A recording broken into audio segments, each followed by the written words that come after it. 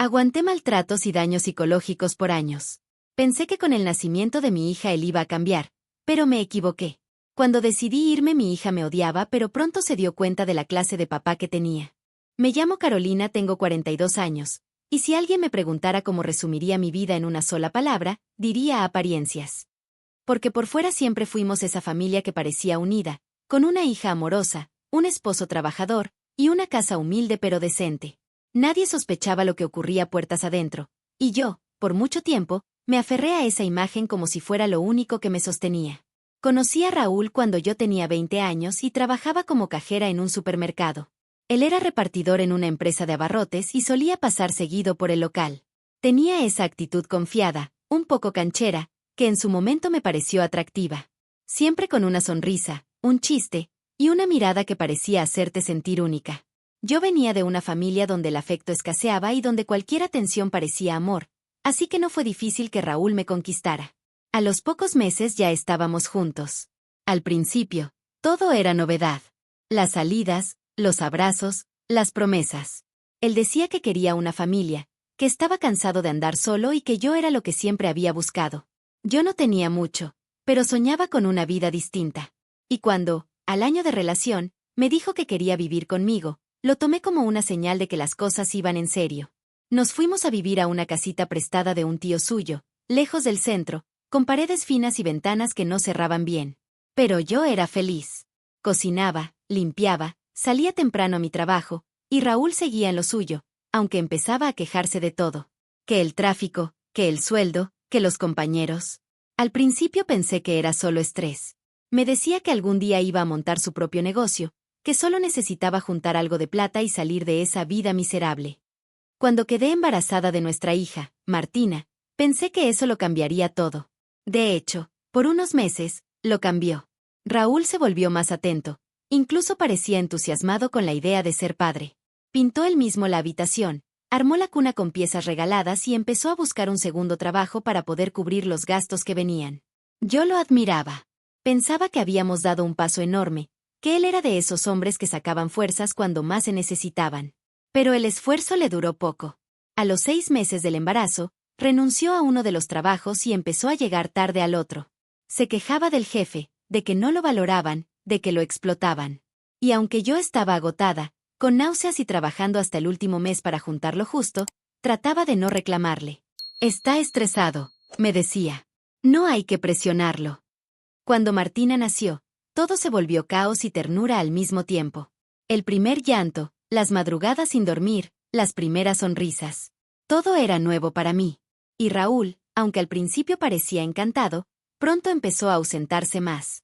Que un encargo, que una reunión con amigos, que necesitaba despejarse. A veces no llegaba a dormir, y cuando lo hacía, traía encima el olor a cigarro. Yo callaba. Me decía que era una etapa, que pronto las cosas se estabilizarían, que a lo mejor necesitaba tiempo para adaptarse a la paternidad. Pero los meses pasaban, y Raúl se volvía cada vez más irritable. Una vez me gritó porque le calenté mal la comida. Otra, porque no encontraba una camisa. Empezó a lanzar cosas. Nada muy grave al principio. Un vaso, un control remoto, una mochila. Pero ya no era el mismo. Yo lo sabía. Solo que no quería admitirlo. Con el tiempo, dejé mi trabajo para cuidar a Martina, que tuvo problemas respiratorios en los primeros años. Me pasaba los días y las noches con ella en hospitales, haciendo malabares con el dinero que nos prestaban mis padres o mis hermanos. Raúl en cambio decía que lo agobiábamos, que necesitaba su espacio, que no estaba hecho para esa vida. Una noche, Martina tenía fiebre y yo le pedí a Raúl que fuera a la farmacia. Volvió 2 horas después, sin medicamentos, borracho, y diciendo que me arreglara sola. Esa fue la primera vez que me empujó. No fue fuerte. No me caí. Me encerré en el baño y lloré hasta que amaneció. Lo perdoné, claro. Como hacemos muchas. Porque tenía miedo, porque no quería que mi hija creciera sin su papá, porque me creía culpable. Me repetía que estaba cansado, que no era su intención, que no volvería a pasar. Pero pasó. Y cada vez con más frecuencia. Martina creció viendo más gritos que abrazos. Pero nunca presenció un golpe. Raúl era cuidadoso con eso. Sabía cuándo y cómo descargar su ira. Un portazo, una amenaza en voz baja, una mano apretando fuerte el brazo, pero nunca un golpe visible. Y yo seguía callando. Me decía que algún día se le pasaría, que quizás si todo mejoraba económicamente él cambiaría, pero no fue así. Yo comencé a trabajar como ayudante de cocina en una pequeña roticería del barrio. Me levantaba a las 5, dejaba lista la comida, a Martina en el colegio, y luego me iba. Raúl, para ese entonces, hacía trabajitos esporádicos como gasfitter, pero la mayoría de los días se la pasaba viendo televisión o quejándose de lo mal que estaba el país. Un día, al volver del trabajo, lo encontré dormido en el sillón con varias latas de cerveza vacías alrededor. La casa era un desastre. Martina no había almorzado y tenía la tarea sin hacer. Fue la primera vez que le grité. Le dije que no podía más, que estaba cansada, que no podía seguir sola con todo. Raúl se levantó, me miró con esos ojos que ya no conocía, y sin decir palabra, dio un puñetazo a la pared. Martina lloró desde su habitación. Yo temblaba. Él salió de la casa y no volvió hasta el día siguiente. Ahí supe que tenía que hacer algo. Que si no era por mí, debía ser por mi hija. Después de aquella noche las cosas cambiaron un poco en mi cabeza. Ya no podía seguir negándolo, ni justificándolo, ni pensando que todo se arreglaría solo. Empecé a mirar a Raúl con otros ojos. Ya no lo veía como el hombre que alguna vez me había hecho reír o que me prometía un futuro mejor. Lo veía como una sombra en mi casa. Una presencia constante, pesada, que arrastraba con todo. Hasta con mi dignidad. Pero lo más difícil no era convivir con él. Era hacerlo frente a Martina, que ya tenía 12 años, y que cada vez preguntaba más. ¿Por qué papá ya no trabaja? ¿Por qué siempre estás triste? ¿Por qué discutes tanto con él? Yo no tenía respuestas. O mejor dicho, tenía muchas, pero no me animaba a decirlas en voz alta. Me daba miedo romperle la imagen que tenía de su padre. Aun sabiendo que era una imagen falsa. Durante meses, viví en modo supervivencia. Me dedicaba al trabajo, al colegio de Martina, a limpiar la casa y mantener todo en orden. A Raúl apenas lo veía. Dormía hasta tarde, salía sin decir a dónde iba, volvía con el ceño fruncido y se encerraba a ver la tele o a tomar en silencio. Solo hablaba cuando quería criticar algo, la comida, el ruido, mis horarios, mi supuesta frialdad. Pero ya no respondía. Había aprendido a tragarme los enojos y esconder las lágrimas para que Martina no me viera débil. Sin embargo, eso no era vivir. Era solo resistir. Y yo ya no quería resistir más. Una tarde, mientras doblaba ropa, encontré en uno de los bolsillos de Raúl un papel arrugado. Era una notificación del colegio de adultos al que se había inscrito tiempo atrás. Había sido dado de baja por ausencias. No me sorprendió. Me dolió, pero no me sorprendió. Llevaba meses mintiéndome con que estaba haciendo algo por su futuro mientras no hacía más que autocompadecerse. Esa noche, intenté hablar con él. Le dije que no podía seguir así, que necesitábamos terapia, un cambio, algo. Se rió en mi cara. Me dijo que yo era la que necesitaba terapia.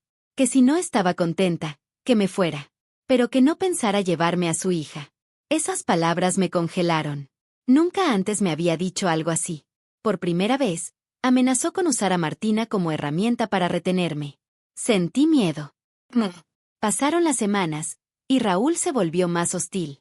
No físicamente, pero sí emocionalmente. Me ignoraba por completo o me hablaba con ironía. Cuando Martina estaba presente, fingía ser amable, pero cuando estábamos solos, era otro. Me trataba como si yo fuera una intrusa en mi propia casa.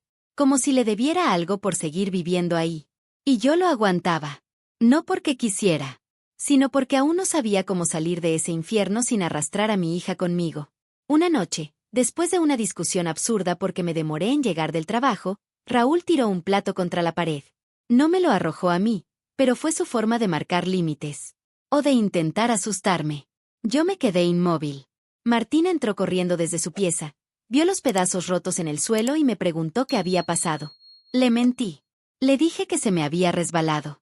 Ella me miró, desconfiada, pero no dijo nada. Fue en ese momento que entendí que no solo me estaba haciendo daño a mí, sino también a mi hija. Que ese ambiente lleno de tensión, de miedo, de gritos contenidos, iba a marcarla para siempre. Y decidí hacer algo. Busqué ayuda en silencio. Fui a una trabajadora social del colegio donde estudiaba Martina y le conté todo. Ella me orientó con calma, me habló de un programa de ayuda a mujeres en situación de violencia psicológica, me dio números de teléfono, direcciones, recursos. Me sentí avergonzada, pero al mismo tiempo aliviada. Por primera vez, Alguien me escuchaba sin juzgarme. Empecé a juntar plata sin que Raúl supiera. Guardaba monedas, billetes sueltos, lo que podía. Durante meses, caminé sobre una cuerda floja, fingiendo que todo estaba bien, mientras por dentro planeaba cómo escapar. Pero había algo que no estaba en mis planes. Martina. Ella cada vez tenía más conflictos internos. A veces me abrazaba fuerte y me decía que quería que las cosas fueran como antes. Otras veces, me reclamaba por cómo trataba a su papá. No lo miras igual, estás siempre enojada, lo vas a dejar. Me dolía cada palabra. Porque ella no veía lo que yo veía. No escuchaba las amenazas. No entendía el peso que yo cargaba todos los días. Un sábado por la mañana, Raúl llegó borracho a casa después de desaparecer toda la noche. Yo ya no tenía fuerzas para discutir. Solo lo miré y le dije que no podía más. Que me iba. Que esa era mi decisión y no iba a cambiarla. Él se puso pálido. Me dijo que no tenía derecho, que no le iba a sacar a su hija, que me iba a arrepentir.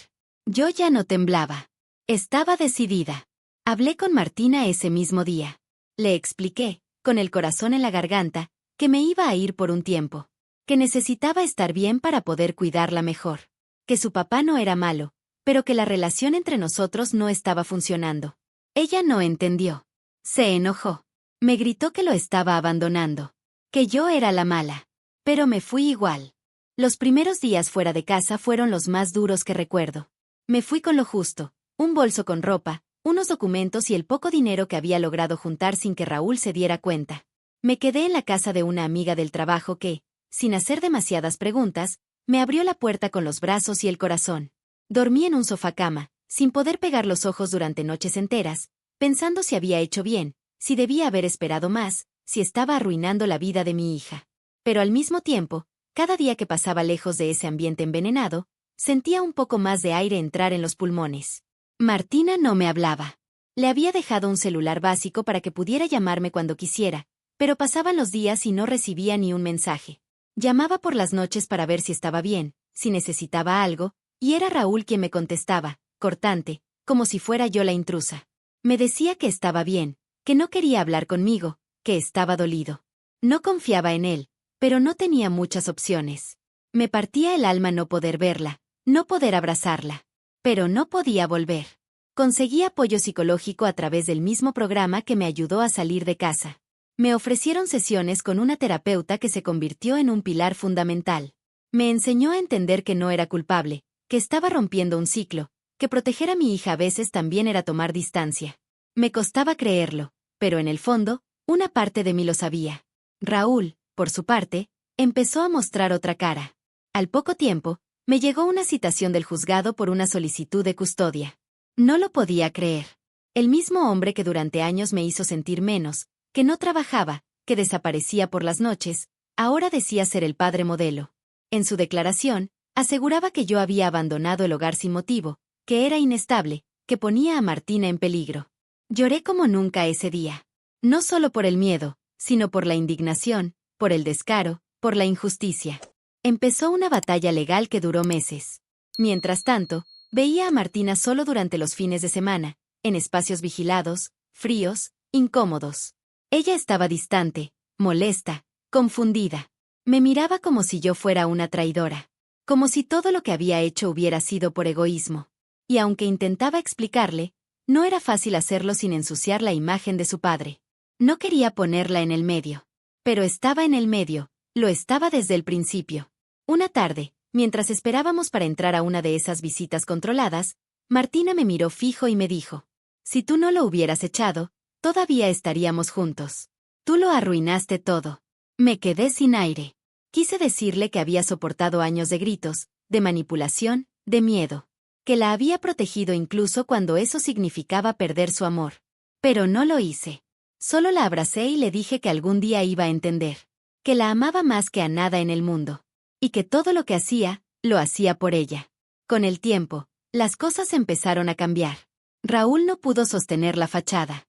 Faltaba a las citas judiciales, no llevaba a Martina a sus actividades escolares, y eventualmente, el juzgado empezó a notar ciertas inconsistencias. Mis abogados insistieron en que se evaluara la situación emocional de la niña, y gracias a una psicóloga infantil que la entrevistó varias veces, salió a la luz que había empezado a tener pesadillas, que se sentía presionada, que no sabía en quién confiar. No fue fácil, pero poco a poco el tribunal empezó a inclinarse a mi favor. Me otorgaron la custodia compartida, con la condición de que ambos acudiéramos a terapia familiar. Y aunque no quería volver a ver a Raúl ni en pintura, lo acepté por Martina. La primera sesión fue un campo minado. Él se presentó con su mejor disfraz de víctima. Hablaba con voz pausada, con frases ensayadas, mientras yo apenas podía contener la rabia. Pero el terapeuta, con paciencia, fue desarmando esa puesta en escena. Hizo preguntas concretas, anotó silencios incómodos, expuso contradicciones. Y ahí, frente a un extraño, Raúl perdió el control. Gritó. Me culpó de todo. Y en ese estallido quedó al desnudo lo que yo había intentado explicar durante tanto tiempo. Después de eso, la terapia continuó, pero Raúl asistía cada vez menos. Al final, dejó de ir. Y el juez tomó nota. Martina, en cambio, empezó a cambiar lentamente. Ya no estaba tan a la defensiva. Me escuchaba más. Volvía a dormirse en mis brazos cuando veía películas. Me contaba lo que hacía en la escuela. Había días en que parecía la misma de antes, y otros en los que todavía tenía los ojos llenos de preguntas. Pero ya no me culpaba. Al menos, no de todo. Un día, mientras caminábamos por el parque, me tomó la mano y me dijo: «Mamá, tú sufriste mucho con papá, ¿verdad?». Me quedé helada. No supe qué decir por unos segundos. Pero ella siguió. «Yo me acuerdo de cuando llorabas en silencio. Yo sabía que algo no estaba bien, pero no quería aceptarlo». La abracé con fuerza, con una mezcla de tristeza y alivio. Ella lo sabía. Siempre lo supo. Solo necesitaba tiempo para poder entenderlo. Y ahí supe que había valido la pena cada lágrima, cada noche en vela, cada paso dado con miedo. Porque finalmente, mi hija me estaba mirando con los ojos abiertos.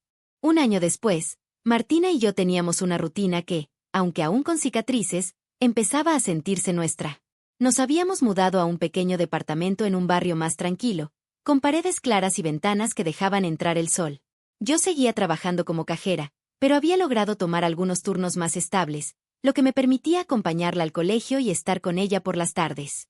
Teníamos tardes de silencio, sí, días en que la nostalgia o la confusión parecían pesarle.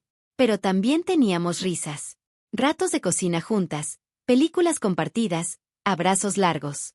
Y eso era mucho más de lo que había soñado durante aquellos años oscuros. Raúl, por su parte, había reaparecido solo esporádicamente. A veces me llegaban mensajes esporádicos, pasivo-agresivos, intentando mover la culpa como siempre. Otras veces simplemente desaparecía por semanas. Desde que el juzgado revocó la custodia compartida por su inasistencia reiterada a las sesiones de terapia y su comportamiento inestable, había desaparecido de nuestras vidas casi por completo. Una tarde, mientras doblaba ropa en el living, Martina entró a la pieza con algo entre las manos. Era una foto. Estábamos los tres, cuando ella tenía unos 6 o 7 años. Yo sonreía, pero podía ver en mis ojos aquel brillo apagado, forzado. Me miró con una mezcla de nostalgia y madurez que no esperaba a su edad. «No quiero olvidarlo, mamá», me dijo. «Pero tampoco quiero ser». Un año después, Martina y yo teníamos una rutina que, aunque aún con cicatrices, empezaba a sentirse nuestra. Nos habíamos mudado a un pequeño departamento en un barrio más tranquilo, con paredes claras y ventanas que dejaban entrar el sol. Yo seguía trabajando como cajera, pero había logrado tomar algunos turnos más estables, lo que me permitía acompañarla al colegio y estar con ella por las tardes. Teníamos tardes de silencio, sí, días en que la nostalgia o la confusión parecían pesarle. Pero también teníamos risas, ratos de cocina juntas, películas compartidas, abrazos largos. Y eso era mucho más de lo que había soñado durante aquellos años oscuros.